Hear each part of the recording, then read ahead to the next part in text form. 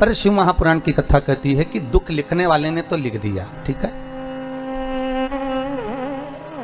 लिखने वाले ने तो जो लिखा वो लिख दिया, पर एक बात याद रखिए कि लिखने वाले ने लिख तो दिया, उसकी मर्जी थी, उसने कितना दुख कितना सुख लिखा ये उसके ऊपर है। पर एक बात याद रखो कि उस दुख सुख को हमें भोगना है, पर भोगने से पहले सुख जब हम भोगते हैं तो हमको बड़ा आनंद आता है, बड़ा एंजॉयफुल अपनी ज़िंदगी को जीते हैं। पर थोड़ा सा दुख अगर हमारी ज़िंदगी में सम्मुख में आ जाता है तो हम रोना चालू कर देते हैं, हम बिलखना चालू कर देते हैं, हम ये भूल जाते हैं कि परमात्मा ने अगर सुख में हमारा साथ दिया तो दुख में भी तो देगा,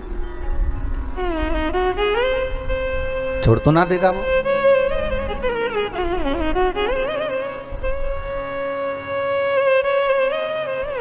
एक माता पिता अपने बच्चे को लेकर साल भर में छुट्टियों में दादा दादी के घर जाते थे, रहते थे मुंबई में, जैसे बगल परिवार रहता है, रहता भले वहाँ हो पर साल भर में एक बार तो आते ही होगे महाराज आप लोग, है वर्ष में एक बार अपने माता से मिलने के लिए, गांव में देखने के लिए, भले आप मुंबई रह रहे हैं, भले आप मुंबई निवास कर रहे हैं, तो वो माता पिता के पास में अपने दादा दादी के पास अपने बच्चों को लेकर पहुँचते हैं, और बच्चों को लेकर पहुँचता, और वहाँ रहते कम से कम 1 महीना 15 दिन 20 दिन छुट्टियों को बड़े आराम से अपने जीवन को निकालते। बच्चा धीरे धीरे धीरे धीरे 8-10 साल हो गए, बड़ा हो गया। अब बच्चा बड़ा हो गया तो वो बच्चा जब बड़ा हो जाता है तो बच्चा कहता है पापा अब की बार दादी के घर में खुद जाऊंगा, आप मुझे ट्रेन में बिठा देना, और मैंने सब देख लिया कि ट्रेन में कहाँ से बैठना है, कहाँ उतरना है, कैसे बैठना है, क्या करना है, टिकट कहाँ से लेना है, सब मैंने देख लिया, आप चिंता मत करना, मैं बैठ जाऊंगा और चले जाऊंगा। लड़का हो गया बड़ा, 12-15 साल का, 20-15 साल का, और 10-15 साल का बालक बोला अब मुझे जाने दो, अब मेरे को जाना है। ठीक है बेटा जाओ। पापा ने कहा नहीं, बहुत लंबा सफ़र है बच्चा, ए बाबुआ ये समय अच्छा नहीं चल रहा है, ये सफ़र बहुत लंबा है, तुम जाकर करोगे क्या, हम तुम्हारे साथ चलते। नहीं माँ, नहीं पापा, नहीं बाबूजी, मैं भी चलूँगा। ठीक है चलो, अब आप मत जाओ, हम चले जाएंगे। बबुआ को टिकट दिला दिया, और बालक को जब टिकट दिलाया ट्रेन का, पिताजी उसको स्टेशन छोड़ने के लिए गए, समझाया आराम से बैठना, डरना नहीं, टीटी आए टीसी आए उसको टिकट दिखा देना, और बिल्कुल मत घबराना हो, और भोजन रख दिया है झूले के अंदर, खा लेना, स्टेशन पर उतर जाना, ध्यान रखना, आराम से जाना, चिंता मत करना। और बेटा कहने लगा पापा मैंने साफ देख लिया है, आप चिंता मत करो, मैं आराम से चले जाऊंगा, आप क्यों टेंशन ले रहे हो, आपको चिंता करने की जरूरत नहीं, मैं सब पहुंच जाऊंगा, अब तो मैंने देख लिया, अब आप कोई टेंशन नहीं है, हो आप तो जाओ। पिताजी ने जेब में से एक पर्ची निकाली और बेटे के जेब में दे दी, ले ये पर्ची रख ले तेरे पास में, जब तुझे कहीं भय लगे, कहीं ऐसा लगे कि जरूरत है, तब इस पर्ची को निकाल लेना, थोड़ा सा पढ़ लेना। हो ठीक है। बेटे ने पर्ची आगे वाली जेब में रख ली, बेटा चले गया। ट्रेन आ गई, बेटा चढ़ गया, बैठ गया, चले, ट्रेन चल दी, इसको जगह मिल गई, बड़े आराम से बैठा हुआ था, बड़े आराम से, और बड़े आराम से बैठा बैठा वो बालक, सब लोग आ रहे हैं जा रहे हैं, कोई उसको डरा भी रहा, चलो सर को उधर, थोड़ा खसको, सीट दो, वो थोड़ा खसक भी गया, दे भी दिया उसने। 2-4 गांव निकल गए, एक आदमी चढ़ा, सीट के चक्कर में उसको डराने लगा, आंखें दिखाने लगा, वो घबराने लगा, आंख में से आंसू बहने लगे, भूख भी लग रही थी, रो रहा था। आंख से जब अश्रु गिरे तो मन में आया मेरे बाबूजी ने, मेरे पिता ने मेरी जेब में रखी थी, उस चिट्ठी को निकालता हूँ। उस पर्ची को निकाला और निकाल कर पढ़ा तो उस पर्ची पर लिखा हुआ था, चिंता मत करना, पीछे वाले डब्बे में मैं बैठा हुआ हूँ, चिंता मत करना, पीछे वाले डब्बे में मैं बैठा हुआ हूँ।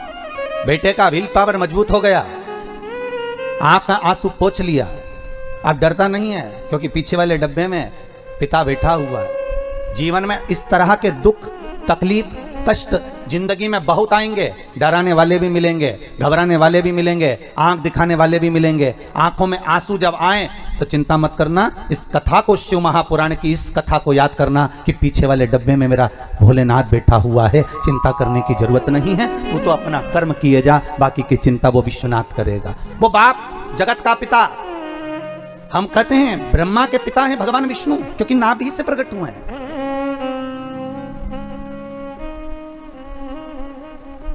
ब्रह्मा के पिता हैं भगवान विष्णु, पर भगवान विष्णु के अगर कोई पिता है, स्वयं ब्रह्मदेव ने पूछा कि आपका पिता कौन, और ब्रह्मा और विष्णु ने मिलकर एक खंबे का, एक सुंदर पर्वत का घर्षण करना प्रारंभ करा, एक पर्वत को घुमाना प्रारंभ करा, और उस पर्वत के घुमाने से एक लिंगायत आकृति प्रकट हो गई। उस लिंगायत आकृति से आवाज आ गई कि हे नारायण, तुम मुझे पहचानना चाहते हो? भगवान विष्णु हाथ जोड़कर बोले, प्रभु आपको कौन नहीं जानता, मैं तो जानता हूं आप। परंतु ये ब्रह्मा के मन में आश्चर्य पड़ा हुआ है ना कि मेरा पिता कौन है, जगत का नारायण, और नारायण का पिता है कौन आखिर? मेरे मन में संशय नहीं है। चिंता दूसरों को होती है, सब बड़ा टेंशन है दूसरों को, अपने को चिंता नहीं इतनी हो जितनी दूसरों को चिंता है। इतने बड़े बड़े बच्चे हो गए, ना जाने शादी कब करेंगे। अरे बच्चे उनके, सही है कि गलत है? बड़े भी हो गए तो उनके घर में हो गए, पढ़े लिख गए तो उनके घर में लिख गए, पर टेंशन इनको हो गई कि बताओ इतने बड़े बड़े हो गए, फिर टेंशन हो गया इतनी सारी जमीन खरीदते जा रहे हैं, करेंगे क्या, सारी फैक्ट्रियां लाकर यही गांव में पांडे तारा में तो ना डाल देंगे, बड़ी चिंता। एक बिल्डिंग बन गई, ये उसी में का हाल हो गया। अरे बाबा, जैसे एक बुढ़िया बाहर बैठी थी और उसके सामने से कपास की गाड़ी निकल कर गई, और जैसी कपास की गाड़ी निकल कर गई तो बुढ़िया के मन में आया, इतना कपास गाड़ी भरकर, राम जी राम, कितने का बिकेगा, और बिकेगा तो कितना पैसा आ जाएगा, और पैसा आ जाएगा तो इनकी तो बिल्डिंगें बन जाएगी। बुढ़िया टेंशन लेके चक्कर खा के नीचे गिर गई। घर के बेटे आए, बुढ़िया को उठा कर ले गए तो पानी का छींटा दिया, पर बुढ़िया नहीं उठी। डॉक्टर को बुलाया, डॉक्टर साहब हमारी अम्मा को कुछ हो गया। अम्मा को क्या हो गया? अम्मा को देखा तो बढ़िया है, सांस भी अच्छी चल रही है, इसका सब बीपी मीपी शुगर मुगर सब बढ़िया, फिर इस पे पानी का छींटा दो। उठाया, नहीं उठा, अम्मा नहीं उठ रही साहब। डॉक्टर साहब देखो जरा, आधा घंटा हो गया अम्मा नहीं उठी, पूरे गाँव में खबर हो गई कि बेचारी वो अम्मा बाहर बैठी थी और चक्कर खा के गिर गई, ना जाने उसको क्या हो गया, उठ ही नहीं रही है। इसको तो उठाया, उठ ही नहीं रही है। तब एक पड़ोसन को मालूम पड़ा, और पड़ोसन इसके पास बहुत बैठती थी, तो पड़ोसन आई, क्या हो गया जीजी को, हुआ क्या? कि बस सामने से कपास की गाड़ी निकल कर गई और जीजी चक्कर खा के गिर गई। इतने में पड़ोसन ने कहा, चिंता मत करो, सब हट जाओ यहाँ से, अभी थोड़ी देर में उठ जाएगी, तुम चिंता मत करो। और ये बाहर गई पड़ोसन, और दौड़ती आई और आकर बोली, जीजी उठ, अरे जीजी उठ, तेरे सामने से जो कपास की गाड़ी गई थी ना उसमें आग लग गई। जीजी उठ के बैठ गई, जीजी तुरंत उठ के बैठ गई। क्यों? क्योंकि जगत संसार को आप अगर आगे बढ़ रहे हो, जगत संसार को आप अगर अग्रण्य भाव में बढ़ते जा रहे हो, जगत संसार में अगर आप कुछ अच्छा करते चले जा रहे हो, तो दुनिया के लोगों को टेंशन में आ जाते हैं, और टेंशन लेते लेते ही बस यही सोच के मर जाते हैं, इतने बड़े बच्चे हो गए इनके, शादी कब करेगी, इतनी जमीन ले ली, ना जाने क्या होगा, मकान काय को बना लिया, जब सभी को मुंबई में रहना था तो गाँव में बनाने की जरूरत क्या थी, और बनाना भी था तो एक ही कमरा बनाना था, 12 काय को बनाए। अरे 12 इन्होंने इसलिए कमरे बनाए कि एक ज्योतिर्लिंग का एक कमरा।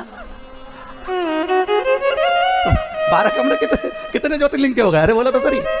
अरे इनको मालूम था कि सियोर वाला महाराज आएगा, अकेले नहीं आएगा, एक हर ज्योतिर्लिंग का एक शंकर लेकर आएगा, और हर कमरे में एक शंकर रहेगा, इसलिए 12 बनाए हो, टेंशन मत लीजिएगा। शिव करुणा सागर, पर चिंता हमें व्याप है, हम सोच रहे हैं होगा क्या।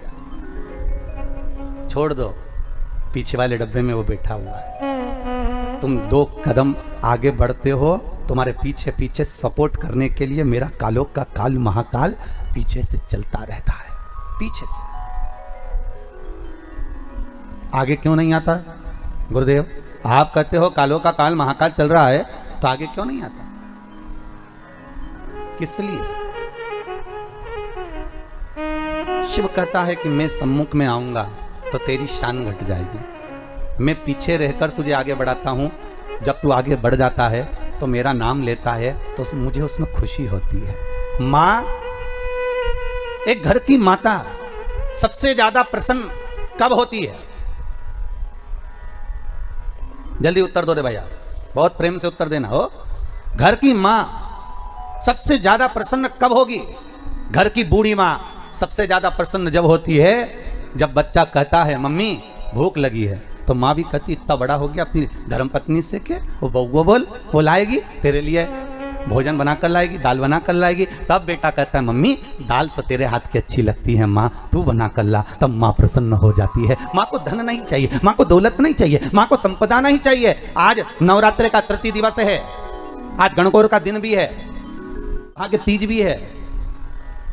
ये जगत जननी जगदम्बा तुम्हारी वस्तुओं से प्रसन्न नहीं होती, ये जगत जननी जगदम्बा तुम्हारे आभूषणों से प्रसन्न नहीं होती, ये जगत जननी जगदम्बा तुम्हारे मेवे और पकवान से प्रसन्न नहीं होती। ये जगत जननी जगदम्बा केवल तुम्हारा भाव देखती है कि मेरा पुत्र, मेरा बेटा, ये संसार का मानव मुझे कैसे रिझा रहा है, ये मुझे कैसे मना रहा है। उसकी प्रसन्नता केवल एक भाव से।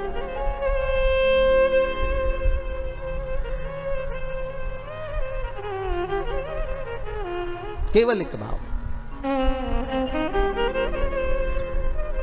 और जब निर्मल मन, निर्मल विचार, निर्मल सोच, निर्मल बुद्धि, निर्मल चित्त हमारे भीतर का आ जाता है महाराज, तब दुनिया का संपूर्ण सुख हमारे सम्मुख में हो जाता है। केवल मन,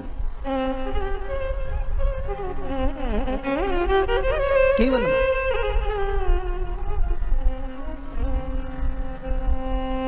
और ये मन, ये चित्त, ये वृत्ति शिव के साथ जब लग जाए।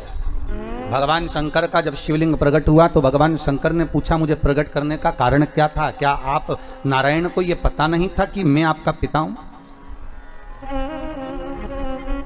क्या ब्रह्मदेव को यह मालूम नहीं था कि मैं इनका दादा हूं?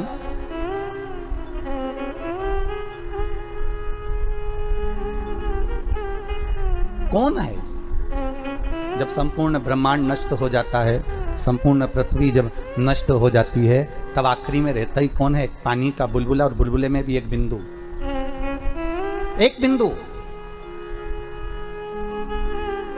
कभी ब्रह्म कुमारी आश्रम में जाकर देखिएगा, वहां से अगर आप ज्ञान प्राप्त करेंगे तो वहां की बहन जी बताती हैं कि मात्र अगर इस संसार की रचना का केंद्र बिंदु कोई परमात्मा है तो एक बिंदु है। वो बिंदु कोई दूसरा नहीं, आद्य शक्ति भगवान शिव ही, शंकर ही। उस ब्रह्म कुमारी आश्रम में बताया जाता है, बहन जी बताती हैं कि ये बिंदु ही शंकर है। उस शंकर से ही सर्व जगत की उत्पत्ति है। उस शिव से, उस शंकर से, उस कैलाशी से, उस त्रिकालदर्शी से सर्व जगत की उत्पत्ति है। जैसे मकड़ी जाले को बना देती है और भगवान शंकर भी उसी तरह जाले को निर्मित कर देते हैं, संसार को निर्मित कर देते हैं। पर जब देखते हैं कि संसार के लोग मुझसे दूर हो गए, ये संसार के लोग भजन चित्त वृत्ति से दूर हो गए, इनके भीतर का अहंकार जाग गया है, अहंता जाग गई है, और दिन भर एक बात कहते हैं कि मैं हूं, मैं कर रहा हूं। अगर मैं दुकान नहीं जाऊंगा तो काम नहीं होगा, मैं घर नहीं चलाऊंगा तो काम नहीं होगा, मैं फैक्ट्री नहीं चलाऊंगा तो फैक्ट्री नहीं चलेगी, अगर मैं नहीं होगा तो यह काम नहीं होगा। हर व्यक्ति के मन में केवल एक ही बात अड़ जाती है कि मैं हूं तो हो रहा है, मैं हूं तो होगा, अगर मैं नहीं होगा तो कुछ नहीं होगा।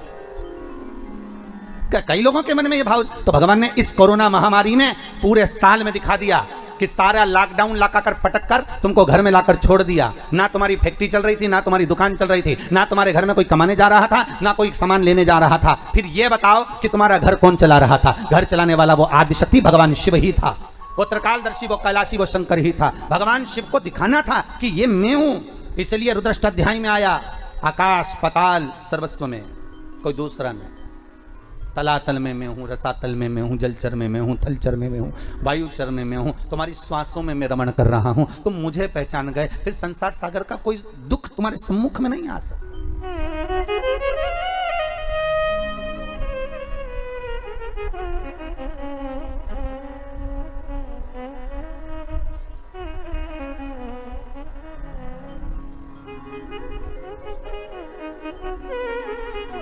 फिर कोई दुख, कोई तकलीफ, कोई कष्ट हमारे जीवन में, हमारे सम्मुखता में कैसे प्रकट हो सकता है, कैसे आ सकता है? आप अगर दिल से परमात्मा को रिझा रहे हो, आप अगर दिल से परमात्मा को बुला रहे हो, तो उस परमात्मा को तुम्हारे सम्मुख में होना जरूरी है। फिर वही बात आ गई, बच्चा घबराया तो पिता ने जेब में एक पर्ची डाल दी। वो पर्ची केवल उस बालक की जेब में नहीं है,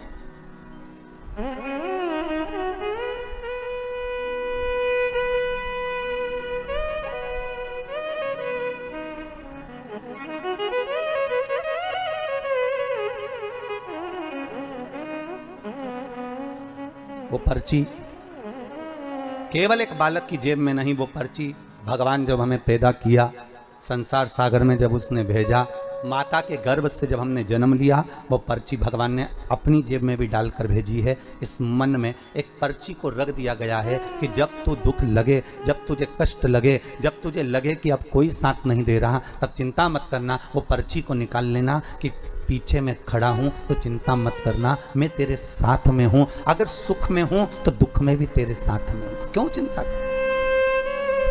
क्यों चिंता?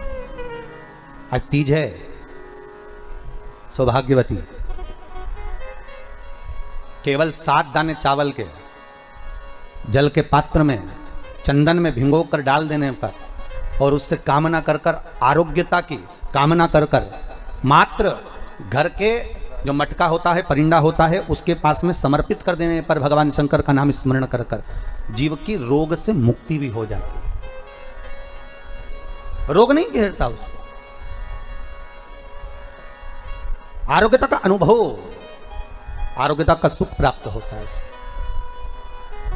शिव महापुराण के लिए लोग कहते हैं, कई लोगों के, कई विप्रजन, कई ब्राह्मण जन भी पूछते हैं, गुरुदेव ये बताओ कि इतने सारे उपाय आप बताते हो पुराणों में से निकाल कर, और हम भी प्रयास करें इसको निकालने के लिए, तो हम कौन सी पुराणों में ढूंढे? तो आपसे भी निवेदन है, स्कंद पुराण से निकालिए, लिंग पुराण से निकालिए, नर्मदा पुराण से निकालिए, देवी भागवत से निकालिए, श्रीमद् भागवत से निकालिए, शिव महापुराण से निकालिए, गर्ग संहिता से, पद्म पुराण से निकालिए, राधा वल्लभी से निकालिए, एक एक पुराण में से, एक एक चरित्र में से। और तो और हम तो सहज भाषा में कहते हैं कि गीता प्रेस गोरखपुर की सारी गीता प्रेस गोरखपुर के अंकों को लेकर आ जाइए, चाहे शिव अंक हो, चाहे सती अंक हो, चाहे पार्वती अंक हो, चाहे मानस अंक हो, चाहे धेनु अंक हो, एक एक भगवान गीता प्रेस का एक एक अंक खरीद कर लेकर आओ, कल्याण का एक एक अंक तुम्हारे पास में लेकर आओ, और उस अंक में से एक एक उपाय को निकालने का प्रयास करो। आपको सारे उपाय मिल जाएंगे जो इस व्यासपीठ से बताए जाते हैं। सारे उपाय आपके सामने आ जाएंगे कि जो व्यासपीठ से दिए गए, सारे उपाय आपके सम्मुख में, आप निकालो और उसको पढ़ो और उसको लाइए। बस दबा दिया गया। आज ढोंग, प्रपंच, छल ने, दुनिया के लोगों ने शिव महापुराण के उपायों को, शंकर की कथा को दबा दिया था। सारी पुराणें होती थी पर शंकर की पुराण नहीं होती थी महाराज, दबा दिया गया था। और शिव महापुराण को केवल जगत में लेकर आना चाहते हैं कि शंकर को दुनिया पहचाने, शिव की साक्षी को पहचाने। शंकर है क्या, शिव का अनुमोदन क्या है? दुनिया के लोग टीवी के माध्यम से फिल्मों का निर्माण कर कर कह देते हैं कि इस पर दूध चढ़ाना, क्यों चढ़ा रहे हो, गरीब बच्चे को दूध पिला दो, ऐसा क्यों कर रहे हो। उस शंकर को जगत तक पहुंचाना है कि शंकर पर दूध क्यों चढ़ाया जाता है, शंकर पर दही क्यों चढ़ाया जाता है, शंकर पर जल क्यों चढ़ाया जाता है, शंकर पर बेलपत्री का महत्व क्या है, शंकर पर शमी पत्र का महत्व क्या है, क्यों शंकर भगवान को शमी के वृक्ष का मात्र 7 फूल चढ़ा देने पर व्यक्ति की मनोकामना पूर्ण हो जाती है, क्यों कहा जाता है। उसको निकालो, उसको समझो, उसको पढ़ो, उसको अपने जीवन में उतारो। सारे देवी देवताओं को बहुत सा सामान चाहिए होगा, पर मेरे विश्वनाथ को कुछ नहीं चाहिए, मेरे शंकर को चाहिए क्या? अगर आपके जीवन में ऐसा लगे कि बहुत बड़ी बीमारी आ गई और आपके घर का व्यक्ति वेंटिलेटर पर पड़ा हुआ है, तो शमी के वृक्ष के फूल ले आओ 7, और शमी के वृक्ष के 7 फूल लाकर एक एक फूल शंकर भगवान को श्री शिवाय नमस्तुभ्यम कहकर उस व्यक्ति के लिए जो पड़ा हुआ है, अंतिम सांसें गिन रहा है, जिसको अटैक आ गया, अंतिम सांसों में जो गिन रहा है, उसके नाम से भगवान शंकर पर चढ़ाना प्रारंभ कर दो। मात्र 7 पुष्प, उस शमी के वृक्ष के 7 पुष्प आप शिव को समर्पित करिए, उसका नाम और गोत्र बोलकर, और भगवान शंकर का मूल मंत्र श्री शिवाय, जम के बोलिए श्री शिवाय नमस्तुभ्यम बोलकर एक एक शमी का फूल शंकर पर चढ़ाना प्रारंभ कर दो। फिर आगे वो विश्वनाथ की मर्जी है, वो प्राण कैसे लेकर वापस आता है, उस काल से छुड़ाकर महाकाल कैसे लाता है, ये वो जाने। आपका फर्ज केवल आप अदा करिए। जब अंत में डॉक्टर भी हार जाते हैं, जब अंत में डॉक्टर भी कह देते हैं कि अब हमारे बस का नहीं है, अब तो उस परमात्मा के हाथ में, मतलब डॉक्टर को भी मालूम है कि एक और डॉक्टर बैठा हुआ है, एक डॉक्टर और है, वो बस वो थोड़ा सा दूर तो रहता है पर करीब भी बहुत है। कई लोग कहते हैं गुरुजी वो कैलाश पर रहता है बहुत, तो उनको बुलाएंगे तो आएंगे। हमने कहा कैलाश पर तो रहता ही नहीं है, जहाँ भक्त है वहाँ भगवान, वो दूर तो रहता ही नहीं। आप तो बस केवल उसको बुलाने का प्रयास करिए, आप दिल से बस उसको हाजिर, वो दिल से बुलाओ तो उसको।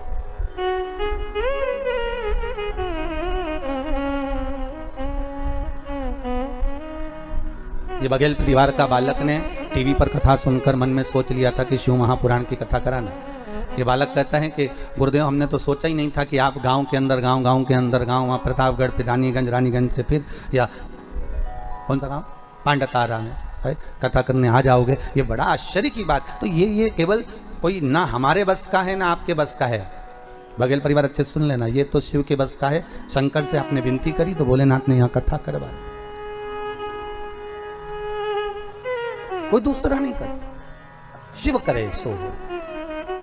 त्रिकालदर्शी है, कैलाशी है, अविनाशी है शंभु। ये दिल, ये चित्त, ये वृत्ति, ये मन जो आपसे लगा हुआ है, बस ऐसी कृपा करना कि ये मन जो आप में रमा हुआ है, ये मन रमा रहे। कोई ऐसा कर्म ना हो जाए कि दुनिया मेरे पर उंगली उठाए, कोई ऐसा कर्म ना हो।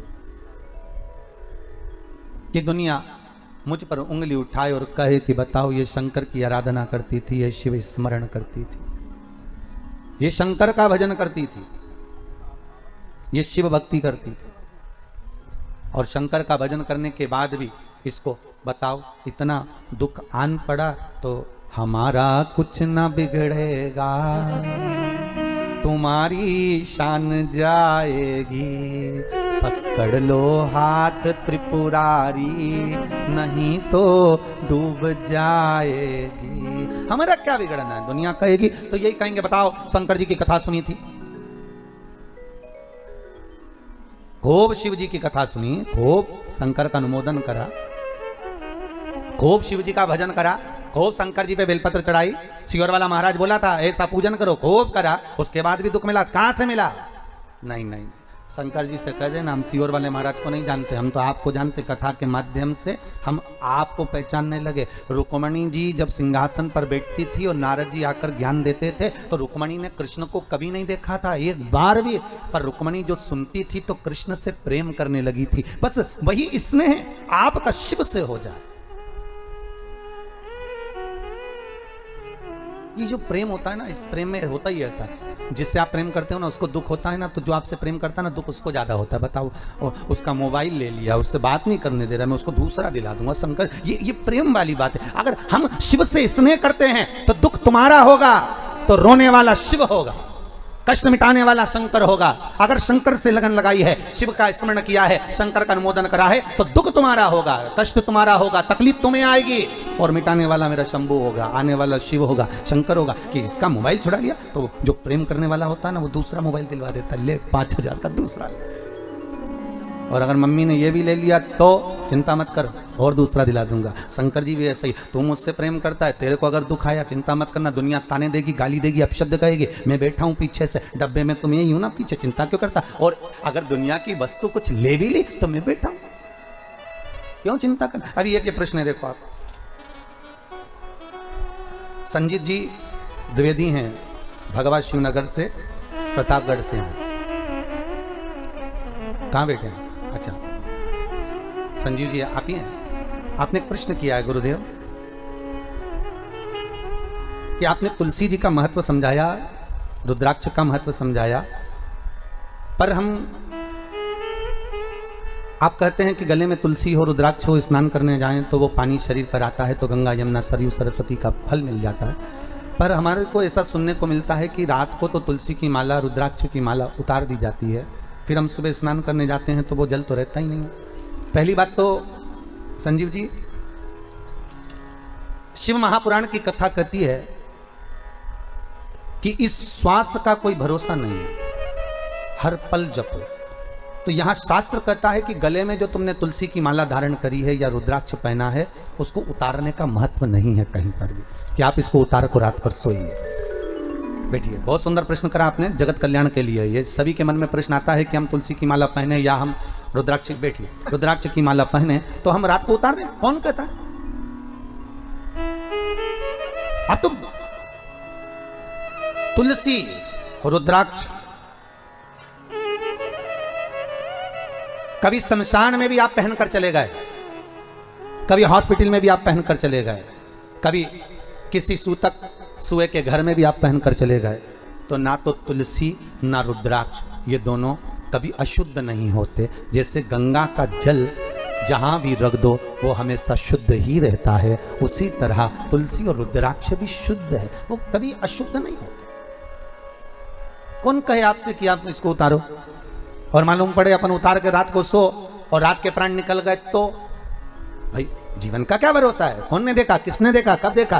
तो यहां तो शास्त्र कहता है कि बिना तुलसी के भगवान जब भोग ग्रहण नहीं करता तो बिना तुलसी के भगवान तुम्हें वैकुंठ कैसे घुसने देगा, प्रवेश कैसे देगा?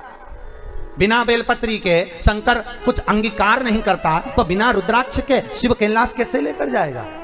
और प्राण अगर रात को निकल गए तो इसलिए शिव महापुराण की कथा कहती है कि गले में अगर तुलसी की माला हो, रुद्राक्ष की माला होगी तो कम से कम ये काम तो आ जाएगी। नहीं तो मरने के बाद ईमानदारी से बोलना रे, जितने लोग टीवी पर कथा सुन रहे हो, जितने ये पांडितारा में कथा सुन रहे हो, प्रतापगढ़ के जितने लोग कथा का श्रवण कर रहे हो, उनसे निवेदन है ईमानदारी से बोलना, मरने के बाद व्यक्ति जिस गद्दे पर सोता है वो गद्दा बाहर फेंक दिया जाता है। बोलो सही है कि गलत है? अच्छे से तो बोलो, सही है। व्यक्ति जिस दरी पर मरा उस दरी को बाहर फेंक दिया जाता है। व्यक्ति जिस चादर को ओढ़कर मरा वो चादर बाहर फेंक दी जाती है। व्यक्ति जिस कपड़े को पहना वो कपड़े बाहर फेंक दिए जाते हैं। अब ईमानदारी से बोलो तो व्यक्ति जिस चेन और अंगूठी को पहना वो उसका क्या होगा? मान लो उसने चेन अंगूठी पहन रखी। अरे पांडे तारा वाला जल्दी बोलो, उसका क्या करना है? नहीं चेन अंगूठी का क्या करना है फिर बोलो? है माताएं बोल रही है कि रख लेंगे, और वो कपड़े वो फेंक दिए, वो दरी वो फेंक दी। वो मरने वाले के नीचे दरी भी बिछाते तो ऐसी बिछाते जिसका पूरा कलर चले गया। मरने वाले के ऊपर चादर भी बिछाएंगे तो ऐसी बिछाएंगे जो पूरी धुल के जिसका कलर चले गया, बेकार फेंकने वाली वो उड़ा देंगे। कपड़े भी ऐसे और सब सामान फेंक देंगे। पर कोई चेन, वो सोने की इतनी मोटी चेन पहन के बैठ, भले मोटी नहीं हो पतली हो तो कोई फेंकेगा नहीं। अंगूठी नहीं, और सोने की बटन लगाता हो काका जी तो बटन कुर्ता फेंक दे नहीं, कौन फेंकेगा? कोई। तो मतलब अंदाजा लगा लो कि दुनिया के लोग तुमसे प्रेम नहीं करते, दुनिया के लोग तुमसे दिखावा करते हैं। प्रेम तो उनको सोने और चांदी और प्रॉपर्टी से है, इसलिए तो नहीं फेंकी, नहीं तो तुम्हें तो फेंक देते। कब का? जब तुम्हारे कपड़े फेंक दिए, तुम्हारी दरी फेंक दी, तुम्हारी चादर फेंक दी, और तुम्हें नहीं रखा मरने के बाद, तुम्हें ले जाकर शमशान में फेंक दिया। संभाल के तो केवल चेन अंगूठी रखी, संभाल के तो तुम्हारे आभूषण वगैरह रखे, तो फिर मतलब क्या है? दुनिया के लोग तुमसे कहाँ का प्रेम करते हैं? दुनिया के लोग तो केवल प्रेम करते हैं तुम्हारे धन और दौलत से, तुम्हारी संपदा से। जब व्यक्ति की गरीबी आती है ना तो दुनिया के लोग सोचते हैं कहीं मांगने ना आ जाए, और दुनिया की जब अमीरी आती है तो दुनिया के लोग सोचते हैं कि ना जाने कहाँ डाका डालकर लेकर आया होगा। विचार करिए संसार की इस दृष्टि को, विचारिए जरा कि क्या दृष्टि है लोगों, क्यों? इसलिए शिव महापुराण की कथा कहती है शंकर कहां रहते हैं? जम के बोलो, शमशान में। शिव शमशान में निवास करते हैं क्योंकि उनके ससुर दक्ष प्रजापति ने श्राप दिया था, हे शंकर मैं तुम्हें श्राप देता हूं कि तुम शमशान में निवास करोगे। शंकर भगवान बड़े खुश हुए, मेरे ससुर जैसा दुनिया में कोई ससुर नहीं होगा। प्लाट भी दिलाया तो ऐसी जगह जहां कोई कब्जा ही नहीं करेगा। इतनी सुंदर जगह पर मुझे रहने की व्यवस्था दे दी, वहां कौन कब्जा करने जाएगा? बस सबसे ज्यादा दुख था शमशान में रहने पर तो पार्वती जी को दुख था। पार्वती जी हमेशा शंकर जी से कहती थी अपन शमशान में रहते हैं, अपने को कौन मिलने आएगा? शंकर जी बोले चिंता मत कर, नहीं आएगा तो बांध के लाया जाएगा, और जो एक बार आ गया दूसरी बार कभी नहीं जाएगा। सबसे ज्यादा टेंशन पार्वती जी को था, अपने से कौन मिलने आएगा? इतनी दूर मकान बनाएंगे, जंगल में मकान बनाएंगे, गांव को छोड़कर इतने खेत पे मकान बनाएंगे तो वहां कोई नहीं आएगा, वहां डर अलग लगेगा। तो शंकर भगवान की कथा देखो, कोई नहीं आएगा, आएगा जब आएगा, और एक बार आ गया तो वापस जाएगा ही नहीं, रुकेगा, फिर क्या करे जाकर? कई लोग हमसे ही कहते हैं, अरे गुरुजी आपने वो आपका कुबेरेश्वर महादेव मंदिर बना रहे हो, गौशाला बना रहे हो, वृद्धाश्रम बना रहे हो, तो कहाँ जंगल में बना रहे हो? इसको बनाना था तो कहीं वृंदावन में बनाना था। बड़े बड़े महाराज वृंदावन में आश्रम बना रहे हैं, बड़े बड़े महाराज हरिद्वार में बना रहे हैं। तुम्हें पैसा खर्च करना था तो कहीं करना था ऐसी जगह जहां लोग आते जाते रुकते, कमरे में रुकते, तो थोड़ा पैसा देते तो कमरे का खर्चा निकल जाता। तो हमने कहा हमने कुबेरेश्वर महादेव का मंदिर बनाया है, गौशाला बनाई है, वृद्धाश्रम बनाया है, वहां पर एंजॉय करने के लिए होटल नहीं बनाया कि आओ एसी के रूम में रुको और एंजॉय करो और चले जाओ। जिसको आना है वो शंकर जी के लिए आएगा, जिसको आना है वो गौ माता के लिए आएगा, जिसको आना है शंकर से मिलने के लिए आएगा। इसलिए कुबेर भंडारी का जो मंदिर सीहोर से 10 किलोमीटर दूर पर जंगल में जो बनाया जा रहा है, उसका कारण केवल इतना है कि यहां जो आएगा केवल शंभू के लिए आएगा, और जो शंकर के लिए आएगा तो कुबेर भंडारी उसके लिए खजाना खोल ही देगा, इसलिए उसको वहां बनाया। और सबसे ज्यादा धन्यवाद तो आपको दूंगा जिन जिन लोगों ने उसमें सहयोग करा। दान का एक एक रुपया अगर आपने दिया है, अपन रहे ना रहे, पर अपना दिया गया वो दान सत्कर्म कम से कम सही जगह लग तो गया। गौ माता में, वृद्धाश्रम में, उस मंदिर में सही जगह लग तो रहा है। इसकी प्रसन्नता होना चाहिए, इसकी प्रसन्नता। अपनी चित्तवृत्ति, अपना मन बनाओ। भगवान जहां कहे, शिव जी कह रहे हैं मैं शमशान में रहता हूं, शमशान में रहने में दिक्कत क्या है मुझे? मैं तो अलमस्त रहता हूं, मुझे कोई टेंशन नहीं है।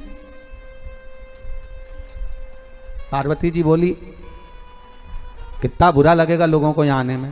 शंकर भगवान बोले आने में बुरा लगेगा तो लगे, पर जो भी आएगा थोड़ी देर कम से कम बैठेगा तो सही हो। लोगों के पास फुर्सत नहीं आज के जमाने में 5 मिनट बैठने की, पर शमशान में आएगा तो थोड़ी देर बैठेगा। ये पक्का। तू क्यों चिंता करती, छोड़ उसको। हमारी चित्तवृत्ति शिव में है, हमारा मन शंकर में है। इस मन को अगर शिव में लगा दिया तो शिव की दृष्टि हम पर है, शिव की दृष्टि हम पर। एक और प्रश्न है, बड़ा सुंदर है मेरा प्रश्न। क्या किसने लिखा है? नीलम जी केसरवानी है, प्रतापगढ़ से आई हैं, अनित नगर से आप आई हैं। कहाँ बैठी हैं? खड़े होइए, आप ही आई हैं। आपने लिखा है, लॉकडाउन से मैं कथा सुन रही हूँ, आपके बताए गए छोटे उपाय मैंने किए जिससे बाबा की बहुत कृपा हुई। मेरे घुटने में दर्द था बहुत ज़्यादा। हम डेली जल चढ़ाने उनके लिए जाते हैं, सोमवार को शाम को दिया भी जाए, मन भी नहीं होता तब भी जाना पड़ता है कि नहीं चलना ही है, चलना ही है। अब इस समय हम पूरे संसार के लिए 1 लोटिया जल कोरोना को भगाने के लिए रोज चढ़ाते हैं। सभी से प्रार्थना है कि सब लोग 1 लोटिया जल चढ़ाएं उनके लिए। जय जय बाबा। बैठिए बैठिए, बहुत बहुत धन्यवाद। बाबा शिव ऐसी ही कृपा, ऐसी ही करुणा आप पर बनाकर रखे। बहुत बहुत साधुवाद। औघड़ रानी, त्रिकालदर्शी, कैलाशी, अविनाशी भगवान शिव, भूत भावन भूतेश्वर भगवान शंकर। शिव की कृपा है, करुणा है। तेरी कृपा बिना ना हिले एक भी अणु, लेते हैं श्वास तेरी कृपा से तनु तनु। ये उसकी कृपा। आप अगर विश्वास रखे हो, दीदी मैं आपको धन्यवाद दूंगा, कम से कम एक लोटा पानी आप कोरोना महामारी को भगाने के लिए बाबा को चढ़ा तो रहे हो, इस संसार सागर के लिए। हम भी पूरे विश्व से यही कहेंगे, पूरे भारत की भूमि के लोगों से हमारा यही कहना है कि आप भी श्री शिवाय नमस्तुभ्यम का जाप करें, बाबा से रोज प्रार्थना करें, हे कालों के काल महाकाल ऐसी कृपा कर दो कि ये बीमारी हट जाए। अब लोग त्राही, बस निवेदन इतना है, जैसे आपने विष पिया इस महामारी को भी पी जाओ, एक बार निकल जाओ, बस हो गया। निवेदन हम शिव से करें, शंकर हमारे आगे पीछे हो। जैसे शिवलिंग प्रकट हुआ, उस शिवलिंग को देखकर स्वतः भगवान शंकर करें कि तुम मुझे जानने का प्रयास कर रहे हो। नहीं नहीं प्रभु, जानना तो हमको है नहीं, जाने जिसके मन में संशय हो।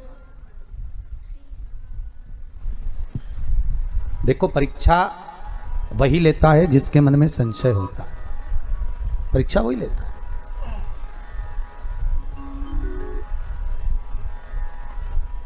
परीक्षा बोले जिसके मन में संशय हो।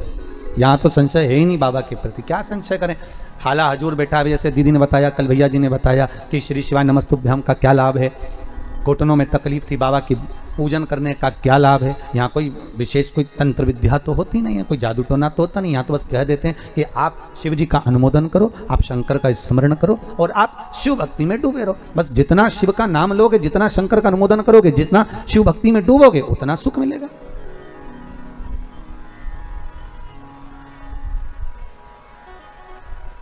जपो, जपाओ और जपते रहो। शिवलिंग में से आवाज जो आई, ब्रह्मा जी का तो मन विचलित हो गया। ये जो उंगली उठाने वाले होते हैं ना, तो ये उंगली तो उठा देते हैं, पर ये देखते नहीं है कि ये 3 उंगलियां हमारी ओर भी जा रही है। हम उसमें बुराई देख रहे हैं तो 3 बुराई हम में भी होगी। हम किसी पर अगर उंगली उठा रहे हैं तो हम में भी कुछ ना कुछ खोट तो होगा। अब ब्रह्मदेव तो कह दिए, ये आकाशवाणी झूठी लगती है मुझे तो। शंकर भगवान ठाका लगाकर हंसे, शिवलिंग में से आवाज आई, अरे ब्रह्मदेव तुम मुझसे करो कि आकाशवाणी झूठी है। हाँ,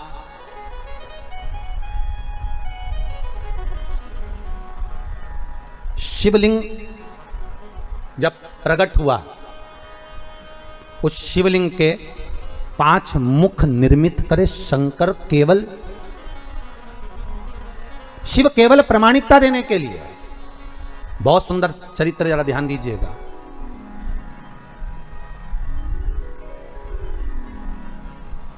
शंकर कह रहे हैं तुम मुझे जानते नहीं हो। नहीं, मैं तो समझता ही नहीं। आप शंकर भगवान विष्णु के पिता हो सकते हो, ये मैं नहीं मान सकता। 5 मुख शंकर ने शिवलिंग में से प्रकट कर दिए, इसलिए ओम नमः शिवाय, ये नमः शिवाय जो शब्द है पंचाक्षर, ये शंकर के प्रथम शिवलिंग में से प्रकट हुआ था, जो 5 मुख निकले थे उसमें से एक एक अक्षर प्रकट होकर सम्मुख में आया था। ये ओम नमः शिवाय शिव का प्रथम अक्षर, शिव का प्रथम स्वरूप ओम नमः शिवाय जो प्रकट हुआ, प्रथम लिंग जो प्रकट हुआ शिवलिंग, उसी में से प्रकट हो गया, उसी में से। अब भगवान शिव कह रहे हैं कि नहीं ब्रह्मदेव तुम जानते नहीं हो हमको, और ब्रह्मा कह रहे हैं आप नहीं जानते, ब्रह्मा सत्य पर है और शिव सत्य पर। कितने प्रमाण भगवान शंकर ने ब्रह्मा को दे दिए, पर ब्रह्मा मानने को तैयार नहीं। शिव जी जान गए कि अब सत्य के लिए प्रमाण की जरूरत नहीं पड़ना, अब प्रमाण देगा ब्रह्मा असत्य के लिए। शंकर जी ने ब्रह्मा जी की बुद्धि ऐसी कर दी कि ब्रह्मदेव भगवान विष्णु से बोले अगर ये आपके पिता हैं तो आपके पिताजी के चरण कहाँ हैं और सिर कहाँ हैं। इस शिवलिंग का सिर देखने के लिए मैं जाऊंगा, आप चरण देखने के लिए जाओ और ढूंढ कर लेकर आओ भगवान के चरणकार, मैं शीश देखने जाता हूं। भगवान ने बुद्धि फेर दी, विनाश काले विपरीत बुद्धि। जब व्यक्ति का विनाश आता है, जब मनुष्य नष्ट होने वाला रहता है, तो दूसरे की निंदा करना प्रारंभ कर देता है, दूसरे के लिए अपशब्द बोलना चालू कर देता है, दूसरे को नीचे दिखाना प्रारंभ कर देता है, दूसरे पर उंगली उठाना चालू कर देता है। समझ लेना कि अब इसकी विद्वत्ता, अब इसका अहम, इसका अहंकार नीचे की ओर आ रहा है।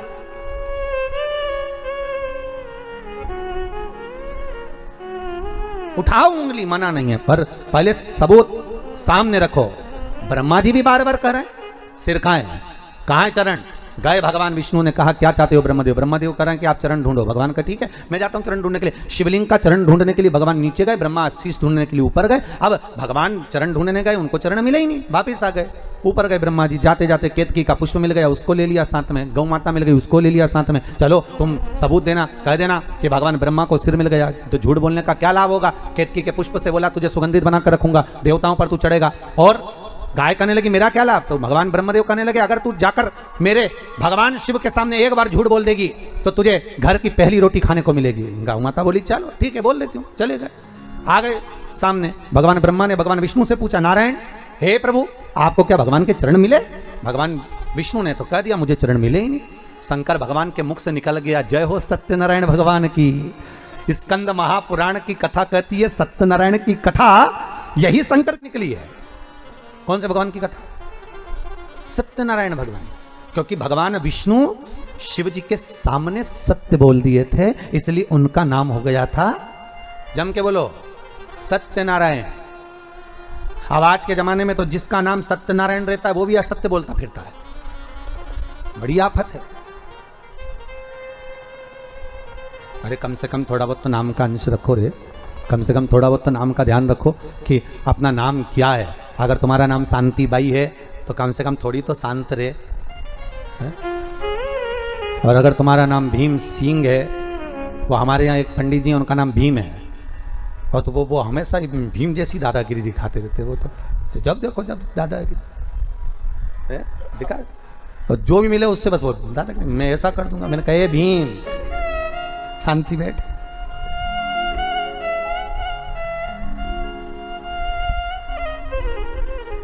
शांति में अरे तुम्हारे नाम का कम से कम फल तो प्राप्त करो। अब नाम रख दिया आशीष और झुकाए कभी किसी के आगे नहीं शीश, तो क्या मतलब का आशीष है?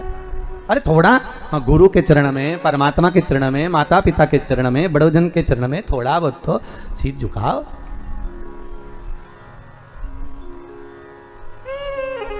थोड़ी नम्रता महाराज। प्रेम हो जहां, स्नेह हो जहां। झूठ बोल रहे हैं भगवान सत्यनारायण सत्यनारायण हो गए। ब्रह्मा जी ने कहा आपको चरण नहीं मिले। नहीं, भगवान विष्णु ने पूछ लिया आपको भगवान शंकर का सिर मिला क्या। ब्रह्मा जी बोले बिल्कुल मेरे को तो मिला।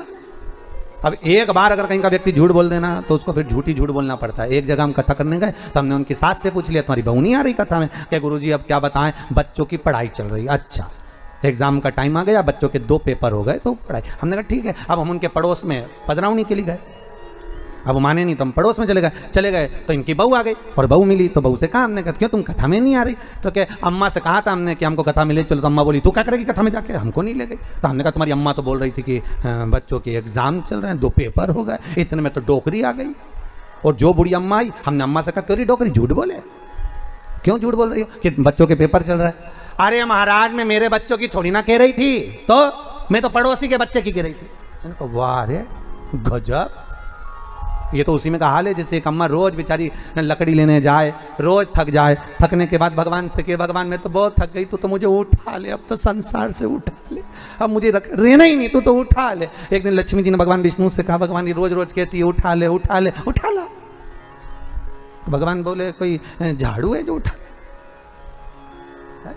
परंतु रोज रोज तो कह रही ना उठा ले, तो भगवान कहा ठीक है अब कल बोलेगी तो उठा लाऊंगा। उसने कल फिर हे भगवान मैं तो थक गई, संसार में आकर फंस गई, तो मुझे उठा ले। भगवान सामने प्रकट हो गए, अम्मा चल मैं तुझे उठाने आया। अम्मा बोली मैं मेरी थोड़ी ना कह रही, लकड़ी का गट्ठा उठा ले, ये लकड़ी का गट्ठा उठा, मैं मेरी थोड़ी ना कह रही। अम्मा बोले तो मेरे पीछे बढ़ गया, मुझे उठाने आ गया, फालतू हूं मैं। भगवान लक्ष्मी जी को देख के बोले बहुत चतुर है, पांडे तारा की है, साधारण नहीं है, कोई उठे।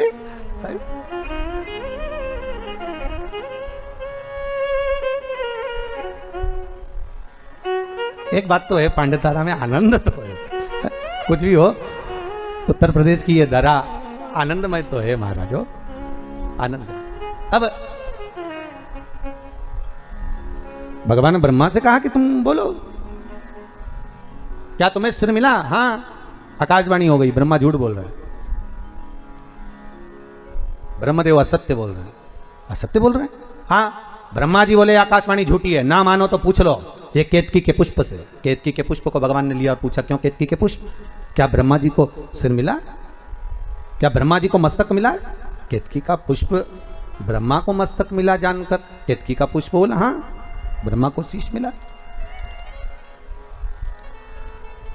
ब्रह्मा को सिर प्राप्त हुआ है, ब्रह्मा को मस्तक मिल गया। हाँ भगवान आकाशवाणी कर कर बोले ये ब्रह्मा जिस केतकी के पुष्प को लेकर आया है वो झूठ बोल रहा है। हे केतकी के पुष्प, भगवान शंकर कहते हैं केतकी के पुष्प में तुझे श्राप देता हूं, सारे देवताओं पर तू चढ़ेगा पर शंकर पर कभी नहीं चढ़ेगा, और अगर कोई भूल से भी केतकी का पुष्प शंकर को चढ़ा देगा तो 1000 गौ हत्या के बराबर उसको दोष लग जाएगा। इसलिए केतकी का फूल सारे देवताओं पर चढ़ता है पर भगवान शिव पर नहीं चढ़ता, शंकर पर नहीं चढ़ता।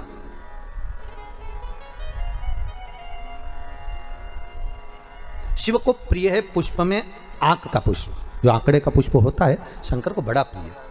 और दूसरे नंबर पर शंकर को प्रिय है शमी का पुष्प, बहुत ध्यान देना महाराज। तीसरे नंबर पर शंकर को प्रिय है महाराज सरसों का पुष्प, सरसों होती है ना जो राई अपन बोते हैं, सरसों बोते हैं, उसमें पीले कलर का जो पुष्प लगता है। हमारा तो निवेदन रहता है जब तक सरसों आए तो प्रयास करा करो कि सरसों के 108 पुष्प शंकर भगवान पर चढ़ाना प्रारंभ कर दो। महाराज ये पक्का है कि वर्ष भर कोई बड़ी बीमारी आपको घेर नहीं सकती अगर सरसों के फूल शिव को चढ़ रहे हैं तो।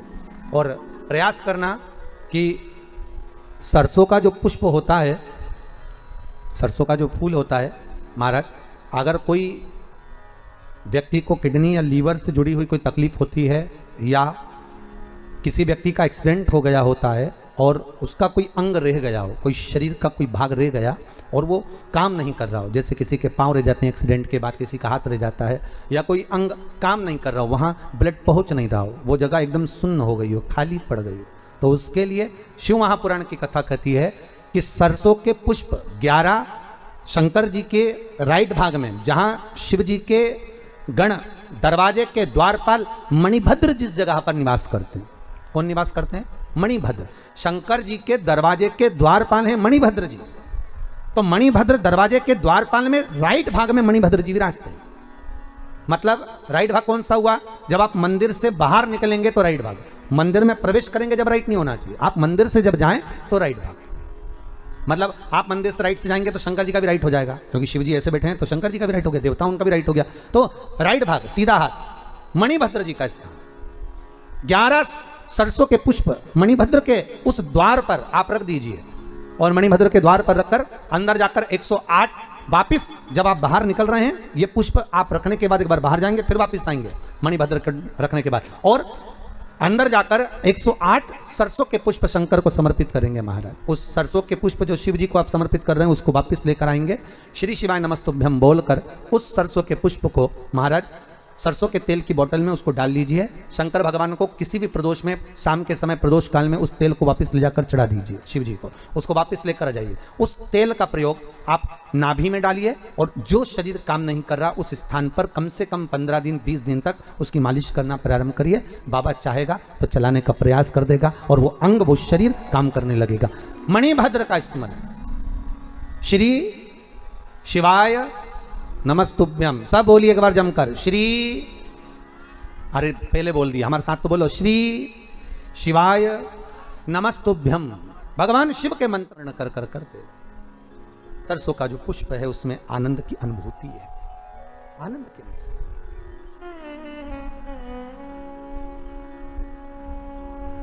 महाराज शिव औघड़ी है, शंकर ओगड़ी, भगवान शिव कह रहे हैं, भगवान शिव बोल रहे हैं, अरे ब्रह्मा तुम झूठ बोल रहे हो और तुम केतकी के पुष्प को लेकर आए, ये भी झूठ बोल रहा है। असत्य बोलने वाला व्यक्ति असत्य सिखाकर लगता है। मैं फिर निवेदन करूंगा आप सबसे, पूरे महीने आप सत्य नहीं बोल सकते ना, मत बोलो। पूरे महीने में कम से कम एक हफ्ता बना लो कि मेरे को इस हफ्ते में सत्य बोलना। एक हफ्ते भी सत्य नहीं बोल सकते तो निवेदन है कोई 2 दिन ऐसा बना लो कि मैं 2 दिन सत्य बोलूंगा। 2 दिन सत्य नहीं बोल सकते तो शिव महापुराण की कथा कहती है कम से कम 1 दिन ऐसा बना लो कि मैं सत्य बोलूंगा। 1 दिन नहीं बना सकते तो कम से कम 2 घंटा ऐसा बना लो कि मैं सत्य बोलूंगा। 2 घंटा नहीं बना सकते तो कम से कम 1 घंटा बना लो कि मुझे सत्य सुबह 8 बजे से लेकर 9 बजे तक सत्य बोलूंगा। पर किसी को बताना मत ही सत्य तुम कि 1 घंटे में इसी समय पर सत्य बोलता हूं, नहीं तो उस समय पर पत्नी आ गई और उसने कुछ पूछ लिया तो अच्छा आपत तुम्हारी, फिर सत्य। एक गांव के बहुत विद्वान पंडित जी, बहुत विद्वान, खूब सत्संग करने वाले, खूब पूजन पाठ कराने वाले, खूब विद्वान पंडित जी, और चले गए नरक। तो गांव के लोग कुछ मरने के बाद नरक गए तो उन्होंने अपने पंडित जी को देखा, पंडित जी तुम यहाँ? पंडित जी बोले आओ। तो तुम्हें तो स्वर्ग जाना था, तुम नरक क्या कर रहे हो? पंडित जी बोले पत्नी के कारण आया। तो पत्नी ने कैसे भेज दिया कि रोज तैयार होकर मेरे सामने आके पूछती थी मैं कैसी लग रही। अब रोज मुझे झूठ बोलना पड़ता था कि तू बहुत अच्छी लग रही, भले बुरी लगे तो भी कहना पड़ता था कि अच्छी लग रही। अब उसके चक्कर में बेचारा नरक चले गए। तो तुमसे निवेदन है तुम भी अपने पति से कभी मत पूछा करो मैं कैसी लग रही। एक आध दिन सुबह के समय पर अगर वो सत्यवादी बनकर मुंह से बोल दिया, जैसे तुमने आकर पूछा क्यों जी कैसी लग रही, और पति बोल दे ऐसी लग रही जैसे हरी घास में भैंस चल रही, अब कितना बुरा लगेगा। तो इसलिए सत्य बेचारा बोल भी नहीं पाता कि बोले तो सत्य कैसे बोले।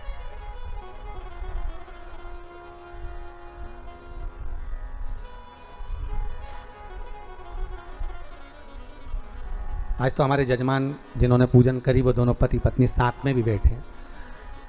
जिन्होंने 2 दिन पूजन करी तो बेचारा एक यहाँ बैठती थी, एक वहां बैठता था। तो हम भी टेंशन में रहते थे कि आखिर ये दोनों अलग अलग क्यों बैठे, बड़ा सोचना पड़ता था। हर हर भगवान शिव औघड़दानी सत्य की मूर्त है। आप ना बोल सके थोड़ा सत्य बोलिए साहब, अपनी जिंदगी को सत्यमय जीने का प्रयास करिए। सत्यम शिवम सुंदर, जीवन में सत्य आएगा तो शिव मिल जाएगा, और शिव मिल गया तो जीवन सुंदर बन जाएगा। आप अपनी जिंदगी आनंदमय हो जाएगी। जीवन को सुंदर बनाने के लिए सत्य की मूर्ति बनना प्रयास करिएगा। हमारे मन में जो आए हम सत्य कह दें, हमारे मुख पर जो आए सत्य कह दें। मरने के बाद तो लोग बोलेंगे राम नाम सत्य। अरे बोलो तो सही, तुम तो घबरा गए। बोलो राम नाम सत्य। मरने के बाद दुनिया बोलेगी, और जब दुनिया बोलेगी तो अपन तो बोल ही नहीं पाएंगे क्योंकि अपन तो लेटे होंगे।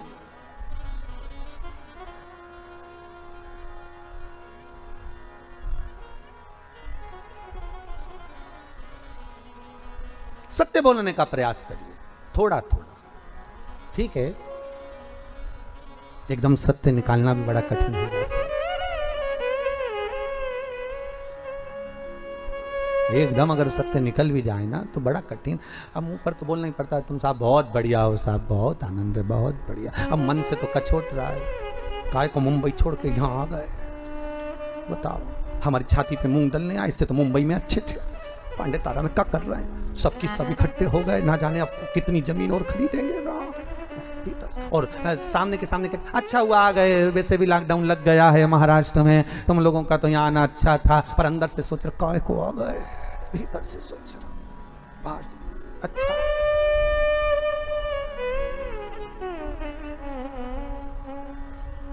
अच्छा तुम सोच तो रहे हो कि महाराज कैसी कथा बाचे राम, अब ऐसी बातें महाराष्ट्र का तो काम है, पर अपनी जीवन में सत्यता को थोड़ा सा लाओ।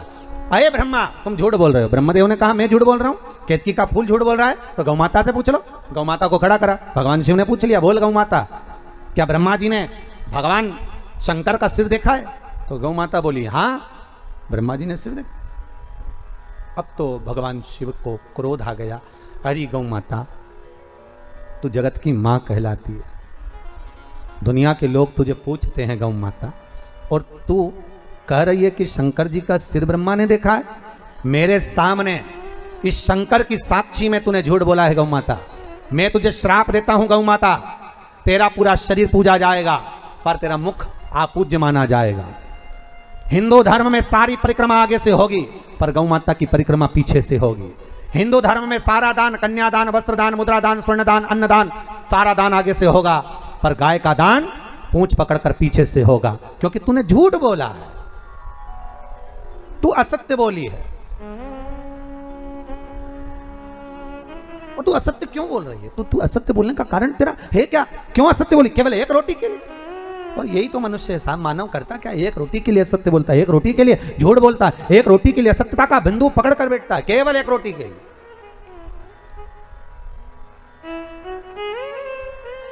अरे भाई पिछली बार कोरोना महामारी में जब लॉकडाउन पड़ गया था, किराने की दुकान खुलियां थी, औषधि मेडिकल खुले हुए थे, दूध की दुकान खुली हुई थी, केवल फल फ्रूट की दुकानें खुली हुई थी। उस समय पर दुनिया के लोगों ने अपना भंडार भरने के लिए 1 रुपए की चीज को 4 रुपए महंगा कर दिया था, और अभी भी वही हो रहा है। मेडिकल वाले अभी भी 1 रुपए की दवाई को 10 रुपए ऊपर बताकर बेच रहे हैं, पर कितना बेचोगे साहब और कितना कमा लोगे? और मान लो वही जो दुनिया को बीमारी हो रही है अगर तुम्हें हो गई और मालूम पड़े वो तो महंगी सस्ती खरीद कर उसने तो कैसे पार कर कर कोरोना से लड़कर बाहर निकल गया, और मालूम पड़े जो तुमने असत्य बोलकर, झूठ बोलकर, छल कर कर, बेईमानी कर कर थोड़ा सा रुपया ज्यादा कमा लिया, और मालूम पड़े एक ही औलाद थी और निपट गई, तो क्या कर लोगे?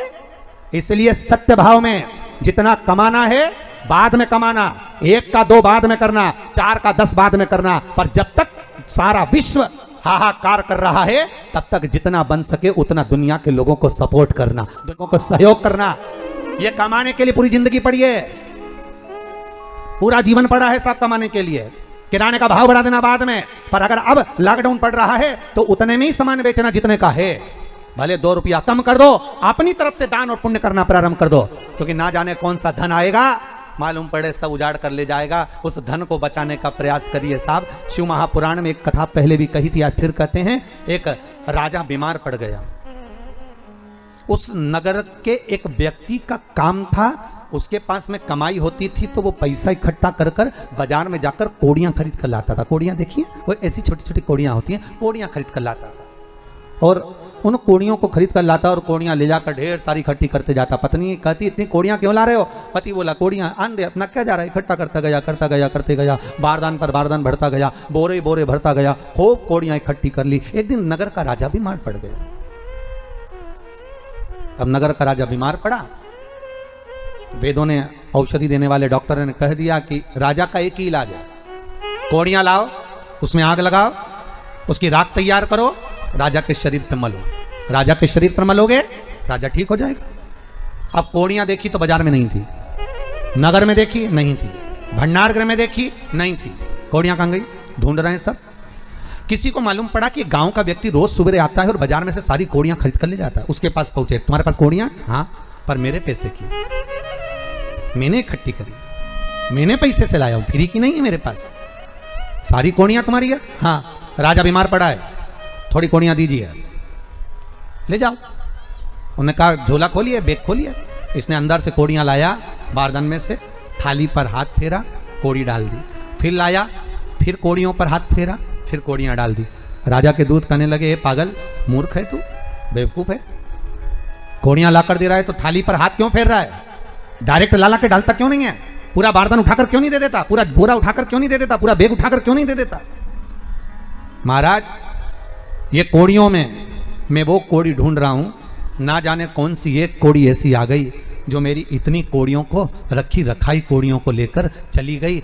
वो गांव का व्यक्ति सोच रहा है कौन सी कोड़ी थी, उस कोड़ी को ढूंढने का प्रयास कर रहा हूं। यही हमारी जिंदगी है। कोई बेईमानी की ऐसी कोड़ी तुम्हारे घर में ना आ जाए कि मालूम पड़े रखा रखाया भी सब लेकर चले जाए। कोई सत्य की कोड़ी ऐसी आती है, ईमानदारी की कोड़ी कोई ऐसी आती है, पुण्य की कोड़ी कोई ऐसी आती है, एक धन एक रुपया कोई सत्कर्म का ऐसा आता है कि घर में, गांव में, परिवार में शिव महापुराण की कथा करवा देता है। कोई रुपया, कोई कोड़ी ऐसी आती है जो सत्कर्म में लगा देती है, और कोई कोड़ी ऐसी आती है जो रखा रखाया भी बर्बाद कर कर चली जाती है। बगल परिवार को तो सोचना चाहिए कि पुण्य की कोई कोड़ी आपके पास आई होगी जो भगवान शंकर की कथा हो गई। तो कोई ऐसा धन मत कमाना, एक का दो कर मत कमाना। इस कोरोना महामारी में दुनिया का सपोर्ट करो, सहायता करो कि कोई धन ऐसा ना आ जाए कि मालूम पड़े हमारा रखा रखाया भी चला जाए, हमारी पूंजी, हमारा जीवन सब समाप्त हो जाए। उस कोड़ी को ढूंढना, फिर मत करो एक का दो। थोड़ा समय रुक जाओ भाई, थोड़ा।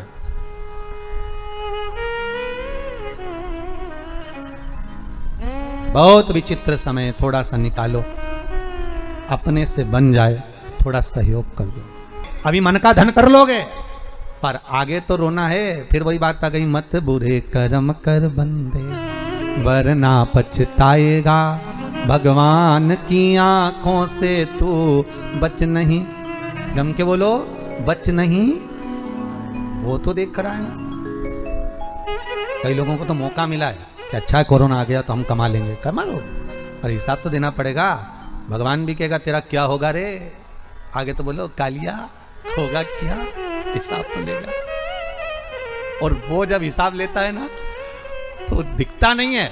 हिसाब जब लेता है ना उसकी मार दिखती है, ना उसका डंडा दिखता है, ना उसके शब्द दिखते हैं। जब वो हिसाब लेता है तो आंख में से केवल आंसू बहते हैं और व्यक्ति तड़पता है, भीतर से रोता है जब वो हिसाब लेता है। उसके हिसाब की इंतजार करना। बस इसलिए निवेदन है, जितना बन सके 10 का 20 ना करिए, थोड़ा बढ़ाओगे चल जाएगा, 1 का 54 बढ़ा लोगे, 2 रुपया बढ़ा लोगे चल जाएगा, पर ज्यादा नहीं बढ़ाना भाई। मत, सहयोग करो, सपोर्ट करो। तो झूठ बोला है ब्रह्मा, ये गौ माता झूठ बोल रही है, गाय झूठ बोल रही है। गौ माता तूने झूठ बोला, एक रोटी के चक्कर में तू झूठ बोली है। तेरा पूरा शरीर पूजा जाएगा पर मुखा पूज्य होगा। आज भी गाय का मुखा पूज्य माना जाता है। गाय किसी बर्तन को अगर भूख लगाती है तो उसको मांझना पड़ता। तो झूठ बोली है। गाय की आंखों में अश्रु भर गया, गौ माता रो पड़ी, आंखों से आंसू निकल रहे हैं गौ माता के।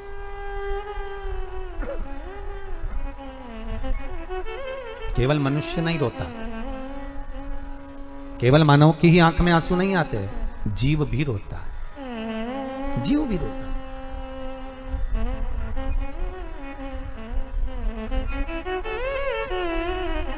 बस मनुष्य रोता भी है और मुस्कुराता भी है। बोलो सही है कि गलत है? पर कोई जानवर, कोई जीव मुस्कुराता है क्या? नहीं। वो रोता हुआ उसके आंसू दिखे जाएंगे पर मुस्कुराता हुआ नहीं दिखे। और सीखो थोड़ा सा मुस्कुराना अपनी जिंदगी में। रोने की कला सिखाई नहीं जाती, भगवान पैदा करते से ही भेज देता है कि रोना है। रोना कोई सिखाता है क्या? अरे बोलो जम के। रोने की कला कोई नहीं सिखाता। पैदा होते से ही मां के गर्भ से बाहर निकलते से ही काए काए कर कर रोना पड़ता है, कोई नहीं सिखाएगा। पर मुस्कुराने की कला सिखाना पड़ती है और मुस्कुराना सीखना पड़ता है।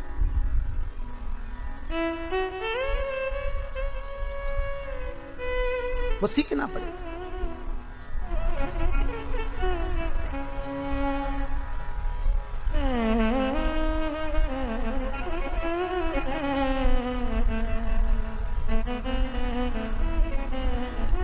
बस इस चित्तवृत्ति से हम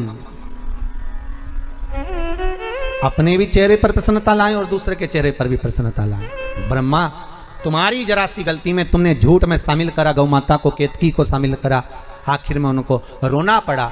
ये रोना दूसरे की संगत से हो रहा है, दूसरे की संगत। किसी ऐसे का संग मत पकड़ना कि बाद में रोना पड़े।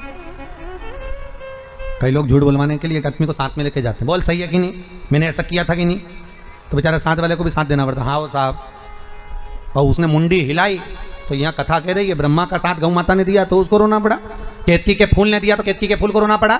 झूठ बोलने का साथ कभी मत दो, सत्य बोलने का प्रूफ देने के लिए अगर कोई बुलाए तो चले जाना, पर झूठ बोल ऐसा हुआ कि नहीं, और कोई झूठ बोलना पता, हाँ साहब हाँ।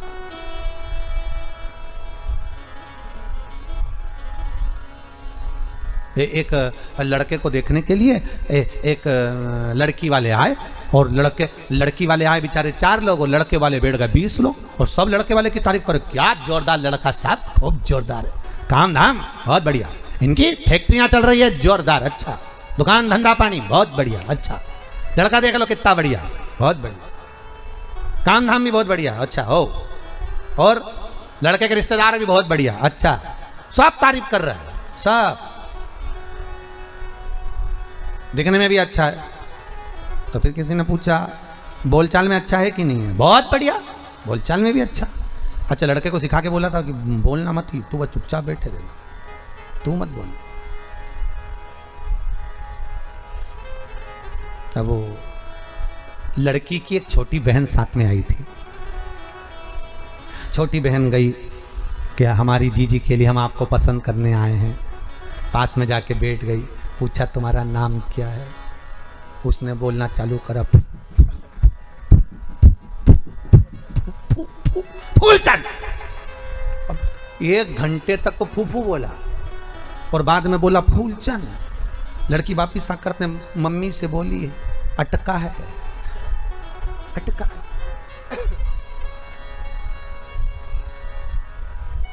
अब क्यों छुपाना भैया झूठ, सत्य है सत्य बोलिए। हम तो कई बार कहते हैं दिवाली मिलने जाओ तो हैप्पी दिवाली मत बोलिए, हम कई बार कहते हैं होली मिलने जाओ तो हैप्पी होली मत कहिए, डायरेक्ट जाकर कहिए राम नाम सत्य है। व्यक्ति जिंदगी में थोड़ा सत्यमय जीवन जिए, अच्छा जिए।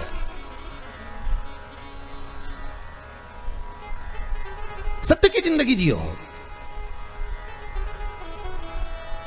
और उस परमात्मा के सामने अपनी सारी गुनाहों को, उस परमात्मा के सामने अपने किए गए पापों को, हमारा निवेदन रहता है शंकर के मंदिर में जब जाओ एकांत में बैठकर बाबा को अपनी सारी गुनाहें गिनवा दो, अपनी सारी गलतियां गिनवा दो। मैं पापी, मैं कपटी, मैं छली, मैं प्रपंची, मैंने बहुत गलत काम किया, पर हूं तो आपका हूं, आपने बनाया, आपने पैदा करा और आपने जैसा बनाकर भेदा मैं वैसा हूं। बाबा से करो, विनती करो, निवेदन करो।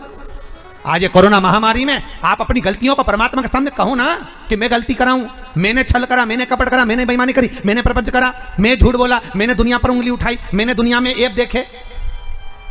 अरे भाई, एक व्यक्ति निकल कर जा रहा था, गुलाब के फूल को देखा तो कहता है कितना सुंदर गुलाब का फूल है, पर इसमें कांटे नहीं होते तो कितना अच्छा होता। आगे गया, कोयल कूक रही थी, कितना सुंदर बोलती है, पर कोयल काली नहीं होती तो कितना अच्छा होता।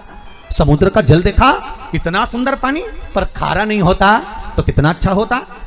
हर एक चीज में ऐब देख रहा है, हर एक चीज में गलती देख रहा है। इतने में गुलाब का फूल, कोयल और समुद्र का जल, तीनों ने मिलकर कहा, रे मनुष्य, तुझ में दूसरे की बुराई देखने की आदत नहीं होती तो तू कितना अच्छा होता। हमें ऐब देख रहा है, हमें बुराई देख रहा है कि कांटे नहीं होते, काली नहीं होती, खारा नहीं होता, पर अपने भीतर भी तो कपट देखो कि हमारे भीतर कितना भरा हुआ है, हम कितने छली हैं, हम कितने कपटी हैं, हमारे भीतर कितना प्रपंच भरा है।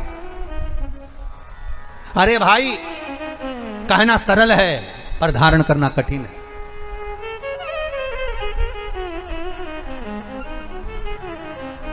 अपने भीतर को टटोलो थोड़ा सा, अपने भीतर शंकर को बिठाओ और भीतर को टटोलो। है शंभु, है त्रिकालदर्शी, है कैलाशी।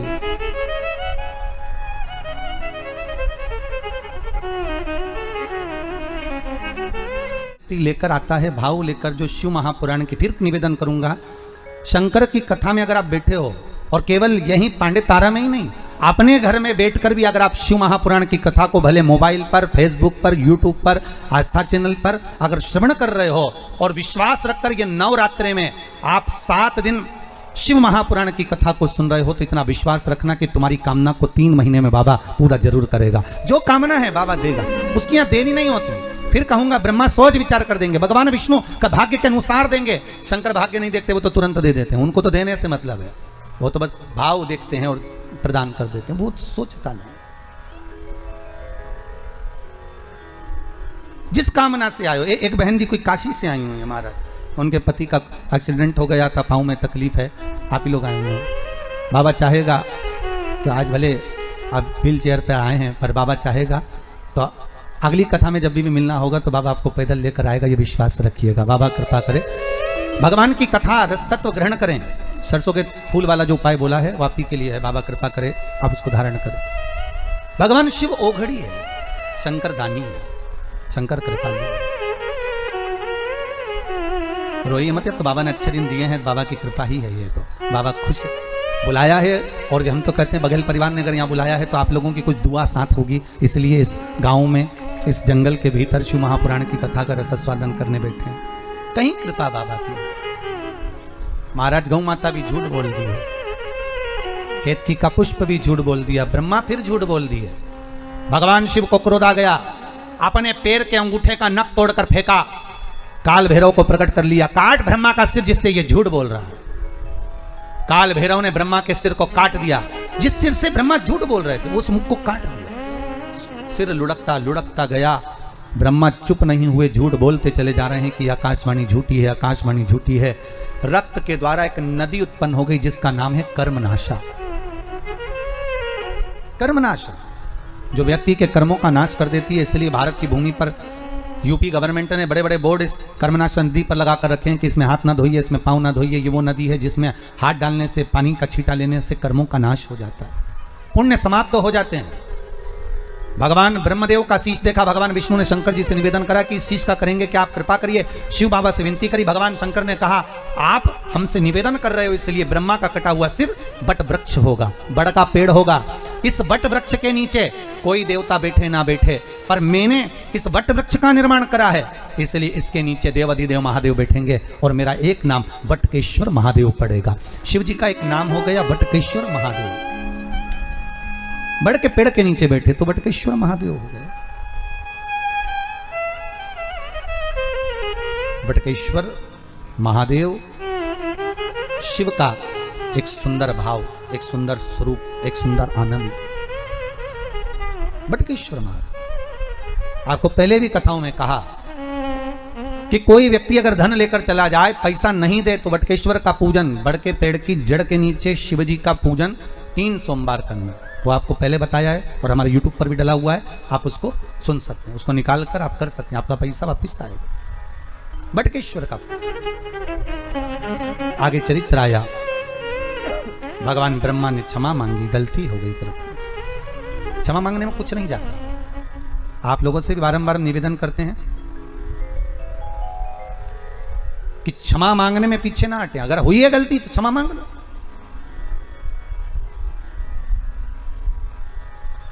क्या जा रहा है पर एक छोटा सा शब्द है स्वारी, पर बोलने में लोगों की जिंदगी निकल जाती है केवल इस शब्द को बोलने में कि साहब गलती हो गई, हो गया होगा, हमारे मुख से निकल गया होगा, आप शब्द बोल दिया होगा, क्षमा कर दो, हो गए। और इतना सा शब्द बोल देना व्यक्ति तो बस वो आनंद हो जाए, इतना सा शब्द।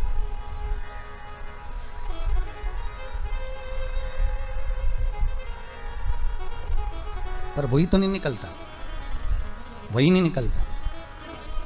बहू और सास का जब झगड़ा होता है तो सास एक बार झुक जाती है, पर बहू नहीं झुक पाती। तुम देखना, सास और बहू का अगर झगड़ा होगा ना तो सास कह देगी अपनी बड़ी बहू से, एक काम करो, छोटी को जरा चाय बना कर दिया, तो बहू कहेगी मम्मी अभी तो लड़ी थी वो तुमसे, तुम्हें अपशब्द कहा था, ताने दिए थे, गालियां दी थी, आड़ा टेढ़ा बोली थी, और तुम करी चाय देकर जा। पागल है, छोटी है ना, उसमें अक्ल नहीं है, जा चाय देकर आ, जाओ दिया जरा चाय।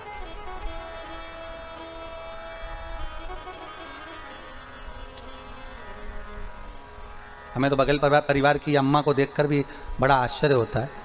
दुनिया के लोगों से एक एक बहू नहीं निपती है, 5-5 के कैसे निभा रही होगी ना। सोचो जावे, पर बाबा की कृपा है, विश्वनाथ की दया है। हो गई गलती, क्षमा कर लो, पर निवेदन है, एक स्वारी शब्द, एक क्षमा याचना, एक भगवान के सामने बैठकर दिल की बात कह देना, ज्यादा समय नहीं लगता। भगवान से आप बात कर सकते हो, भगवान सुनता है, ऐसा नहीं कि नहीं सुनेगा। आप दिल से कहकर देखिए, वो सुनेगा, वो आनंद आएगा आपको। शंकर से बोलोगे वो आनंद आएगा। समय आया, ब्रह्मा जी ने क्षमा मांगी, सृष्टि का निर्माण करा, हृदय से दक्ष को उत्पन्न करा, मनु शत्रुपा को प्रकट करा, कन्या देवहूति आकुति प्रसूति हुई। प्रसूति का विवाह दक्ष के साथ में हुआ, दक्ष प्रजापति और प्रसूति का विवाह हुआ। माता प्रसूति के गर्भ से जितनी कन्याओं ने जन्म लिया सब भगवान की भक्ति को धारण करने वाली थी। दक्ष प्रजापति की धर्म पत्नी के गर्भ से जो पुत्र हुए, देवऋषि नारद ने इनको भगवत चर्चा में लगा दिए।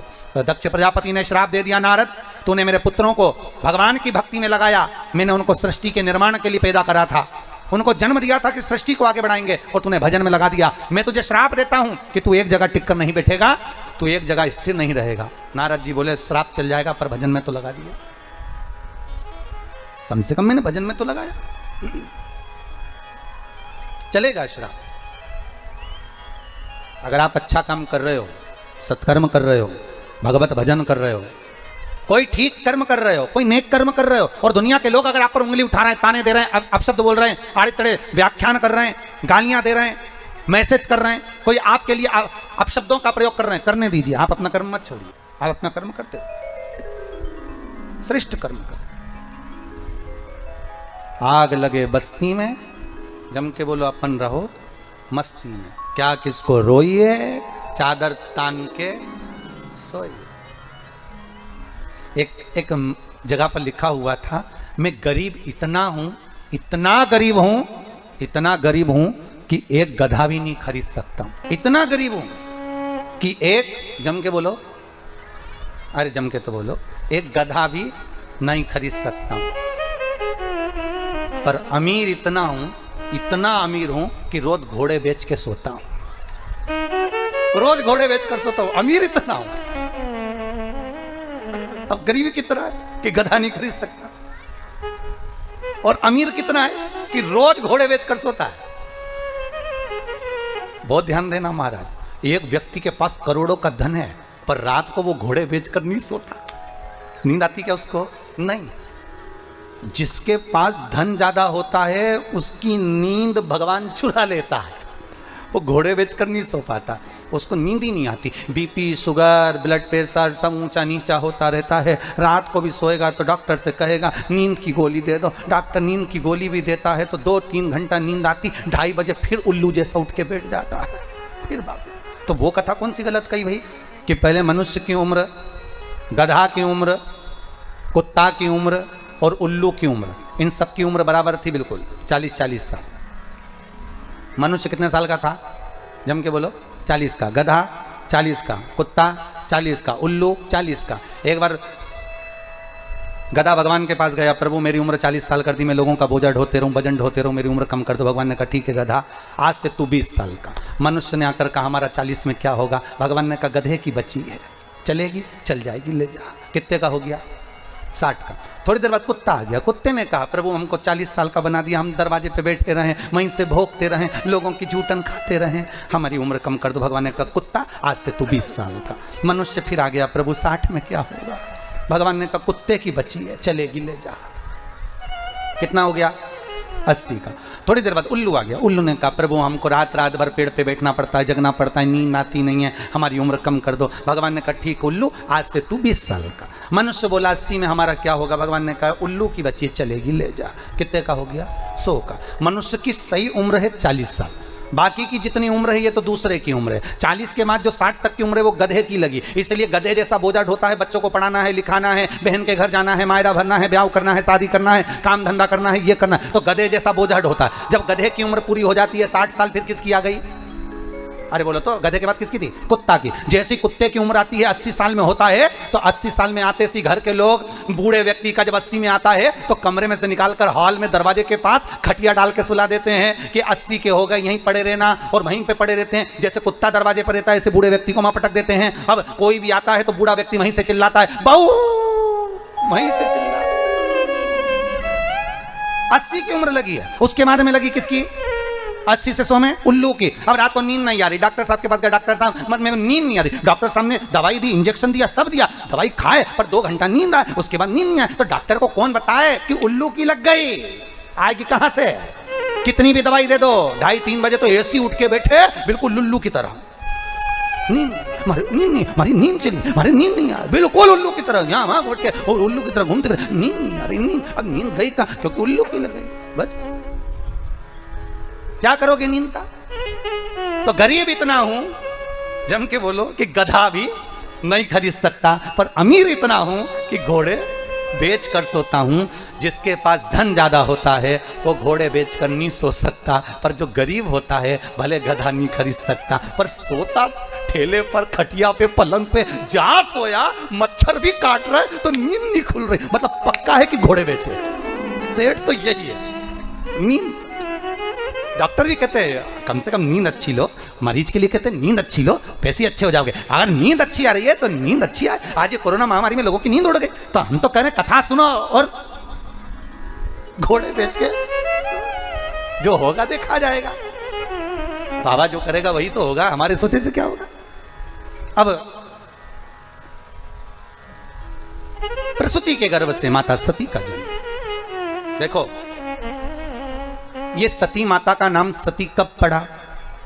जब प्रसूति के गर्भ से जन्मी थी तब सती नहीं थी, तब तो दक्षायनी थी। क्या नाम था? दक्षायनी, दक्ष की बेटी थी। तो सती का नाम सती जब नहीं था, माता सती का नाम तो दक्षायनी था। देवी भागवत में लिखा है, शिव महापुराण में लिखा है दक्षायनी। सती नाम कब पड़ गया? जब पिता के यहां यज्ञ रखा, निमंत्रण नहीं आया, सती दक्षायनी जब गई, दक्ष ने सम्मान नहीं दिया, बहनों ने पूछा नहीं, आदर नहीं हुआ, तब वही दक्षायनी की आंख में जल भर गया। मेरी माता, मेरे पिता, मेरे अपनों ने मुझे ठुकरा दिया। मेरे अपनों ने, ये मेरे अपने हैं जो मुझे ठुकराए।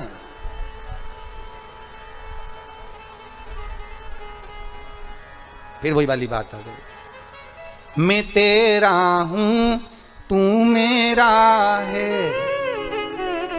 मैं तो जन्म जन्म से तेरा हूं, अब आन पड़ी हूं दर तेरे, भोलेनाथ कांवड़िया मेरे। ये चित्तवृत्ति, ये मन। दक्षायनी आज रो रही है, ये मेरे अपने हैं, ये मेरे अपने, मेरा पिता, मेरी माता, मेरी बहनें। बहुत ध्यान देना महाराज, धन होगा तो जो तुम्हारे नहीं है वो भी तुम्हारे बन जाएंगे। धन नहीं होगा तो जो तुम्हारे अपने हैं वो भी पराए हो जाएंगे, वो भी पराए।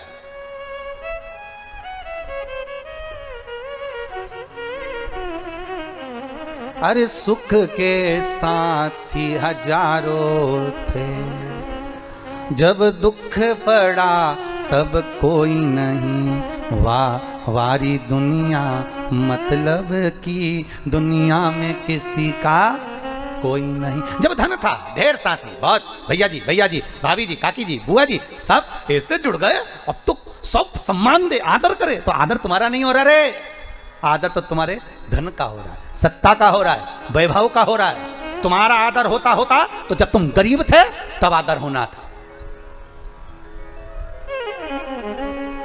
आदर तब होना था जब कुछ नहीं था। देख लिया, समझ गए।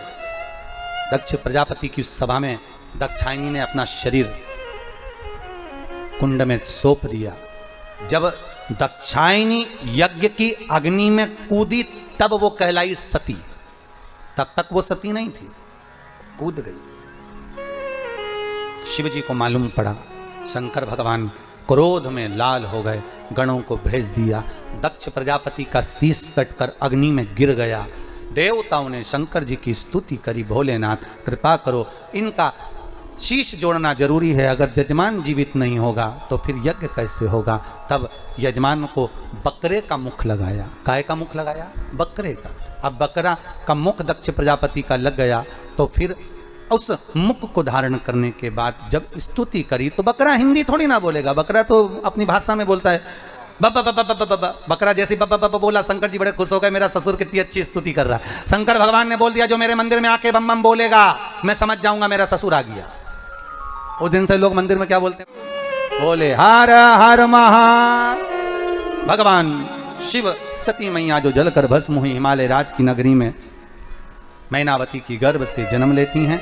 शिव और पार्वती का मंगल आनंद विवाह होता है। पार्वती मैया भगवान शंकर को आनंद से रिझाने के लिए तप साधना कर, भगवान शिव को रिझाने के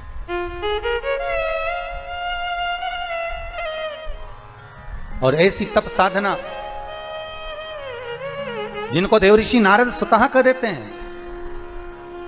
देवऋषि नारद जहां स्वयं कर देते हैं कि यह कन्या का जो पति होगा अड़भंग होगा, भस्मी रमाने वाला, जटाजूट बांधने वाला, मृग चर्म को धारण करने वाला, मृग छाला को पहनने वाला, अड़भंग। और शिव को रिझाने के लिए पार्वती अपना सर्वस्व निछावर करती है। भगवान को रिझाने के लिए माता पार्वती तब साधना करती है और शिव फिर दूल्हे के रूप में प्राप्त होते हैं। पार्वती दुल्हन बनती है, शंकर दूल्हा बनता है। पार्वती को बनी कहा, शिव जी को बना कहा।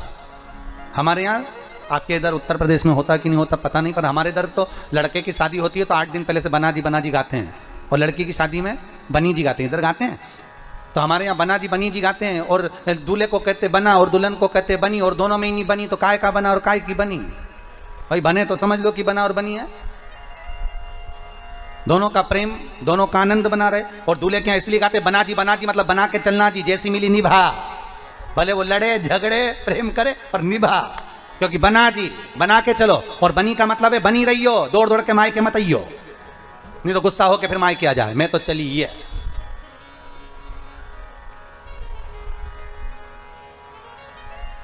झूठ बोले कौआ काटे, आगे क्या? काले कौआ से डरियो, मैं मायके चली जाऊं तो देखते रहिए। अब मालूम पड़े दौड़े फिर मायके भग जाओ, बार बार जावे सो का मतलब तो बनी रही हो। शंकर की बारात आ रही है, बड़े प्रेम से आनंद से शिव दूल्हा बनकर, भगवान शंकर दूल्हा बनकर। आज अपन कथा में भगवान शिव की बारात का आनंद लेंगे। कल की कथा में सुंदर प्रसंगों को आगे बढ़ाते हुए भाव भक्ति से अग्रण्य होंगे। दोनों हाथ उठाकर एक बार प्रेम से हर हर महादेव, हर हर महादेव, हर